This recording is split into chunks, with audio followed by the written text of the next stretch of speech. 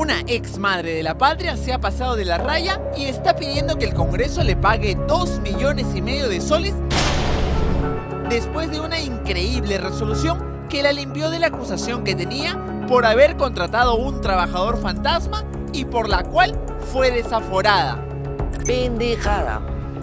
Así textualmente, nunca la palabra va a cansar tanto como eso. Lo que se es una reverenda pendejada vergonzosa. Retrocedamos en el tiempo. Era el lejano 2007. El presidente era aprista, el Congreso era aprista y la madre de la patria que hoy hace este insólito reclamo también era aprista. Y decíamos que era aprista porque ya fue expulsada. Por cierto, el APRA condena toda práctica ilegal, ¿no? Vía sea trabajadores fantasmas. Se llama Tula Benítez y era representante por la libertad. Poco antes de que estalle su caso, había reventado el caso de Elsa Canchaya, parlamentaria de Unidad Nacional que fue acusada por haber contratado una trabajadora fantasma. Y por eso, a Tula Benítez la bautizaron como la Canchaya del APRA. Nosotros recibimos primero la comunicación de un joven que se quejaba siempre en el Poder Judicial de que una parlamentaria aprista la había estafado. Carlos Castillo es el periodista de Perú 21 que destapó la investigación contra Tula Benítez. Según recuerda, él se reunió 2 veces con el trabajador fantasma Juan Carlos Cuadros Noriega y él le contó los detalles del acuerdo al que habían llegado con la entonces congresista. Llegó un entendimiento con él por el cual él le daba su nombre para que lo contratara supuestamente, apareciera en la planilla en el despacho de ella y a cambio ella le daba 300 soles y él le daba la tarjeta de débito por el que el Congreso le paga a todos sus trabajadores. La reacción inicial en el Congreso fue de preocupación. Todos los apristas se reunieron de inmediato para evaluar el caso, pero el más escéptico fue el presidente. Tula Benítez me parece una mujer de larga trayectoria, yo no creo que pueda cometer un error así. En la entrevista, Cuadros Noriega le respondió al periodista de Perú 21. Yo no tuve contacto con ella hasta que me la encontré de casualidad y me dijo, no te olvides de llevarme la tarjeta. También le dijo, yo no iba donde la parlamentaria, pero ¿por qué se quejaba este trabajador fantasma si el acuerdo le convenía?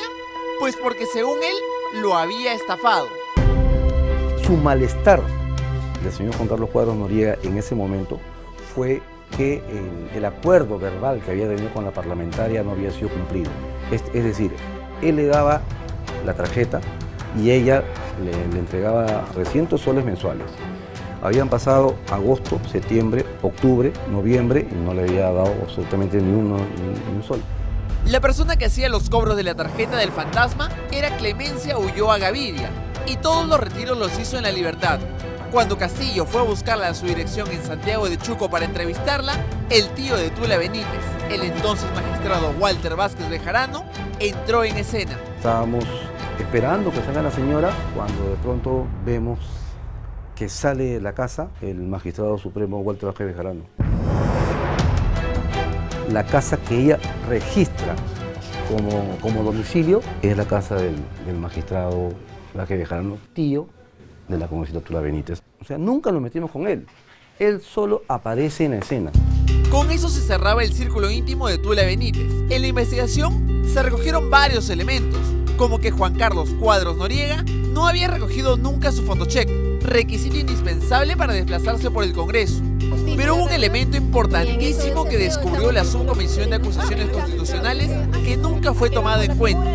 ¿Qué se consigue en esa investigación? Se consigue que este señor Juan Carlos Cuadros Noriega, en el periodo que supuestamente era trabajador del Congreso, desde agosto, 5 meses hasta diciembre, en todos esos meses él había entrado 2 veces al Congreso y como visitante para ir al despacho de otro congresista de otra bancada.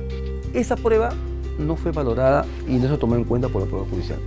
Posteriormente, el trabajador fantasma se volteó y empezó a apoyar la versión de Tula Benítez. Por ejemplo, en que el cobro del dinero lo hacía Ulloa porque cuando él iba a Trujillo llegaba cansado. Esto llamó la atención porque si tú vas al Congreso, vas a cualquiera de los edificios parlamentarios, vas a darte cuenta que en todos los edificios parlamentarios hay cajeros. O sea, un supuesto trabajador vive en Lima. En su centro de labores, que es el despacho de la congresista, hay un agente bancario. En el Palacio Legislativo hay agente bancario. Sin embargo, no retira de ahí, sino que se va a Trujillo y le da la tarjeta a una señora para que le haga el favor de cobrar. ¿No cree que es ilógico? Esto es lo que yo te digo, lo verificó la Comisión de Ética. Y por eso que se aprobó el informe, ¿no? Como parte de las represalias, a él lo arreglaron y lo siguieron agentes de inteligencia. Pero nada de eso impidió que en marzo del 2008, casi 10 meses después de la denuncia, Tula Benítez sea desaforada por el Congreso. Aunque en la primera votación le salvaron la cabeza. Y si todo es lo que parece, entonces obviamente tendríamos que votar a favor de su suspensión también.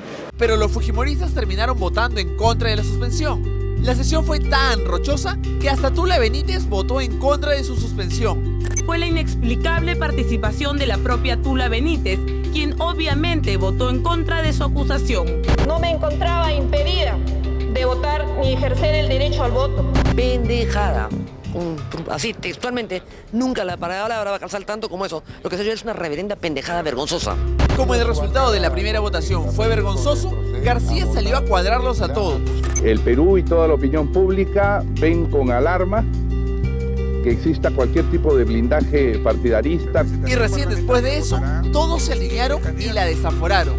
Pero años después, ella logró que la absuelvan en la sentencia de la Corte Suprema, pese a que el hoy fiscal de la Nación, Pablo Sánchez, había estado a favor de que la investigación continúe. Y que en el proceso judicial la tesis que primó es que el parlamentario no es responsable de la conducta del personal, sino es el Congreso. La absuelven, pero en ninguna parte de la sentencia que la tengo aquí relatan que los hechos sean falsos. Con esta sentencia, Tula Benítez mandó un primer pedido de indemnización por daños y perjuicios contra el Congreso por la astronómica cifra de 2,5 millones de soles, cuando todavía Ana María Solórzano era la presidenta. Pero el trámite se hizo lento y empezaron las consultas internas. En este documento del 17 de agosto emitido por Javier Galván Parodi, jefe de asesoría jurídica del Congreso, dice que según el reglamento del Congreso, en caso de procesos penales, los saberes del congresista suspendido deben ser depositados en una cuenta especial. Si lo absuelven, le será entregada la suma acumulada. Y concluye que como Tula Benítez fue absuelta, le asiste el derecho a la restitución de los saberes dejados de percibir, o sea, los 745.420 soles que calcula. Pero como el dinero nunca fue depositado en una cuenta especial, empezaron a preocuparse. Dentro del marco de la ley, dar la batalla para que no se produzca esto que sería algo, me parece hasta agraviante para el Congreso y que la opinión pública pues condenaría. Poco tiempo después, el mismo Javier Galván emite otro documento el 23 de septiembre de este año en el que dice que recomienda que el pago de las remuneraciones devengadas se suspenda hasta que el Poder Judicial defina el derecho de la excongresista. Nos parece increíble lo que resolvió la Corte Suprema, pero todavía recién ha empezado esta demanda de la congresista Benítez para que se le pague todo lo que ella pretende ganar. La disputa entre Tula Benítez y el Congreso aún tiene para rato, pero el caso ha sentado el precedente para que cualquier otorongo que se pase de vivo y logre que el Poder Judicial le dé la razón, podrá pedir que le devuelvan la plata que aportamos todos los peruanos sin tener que haber trabajado.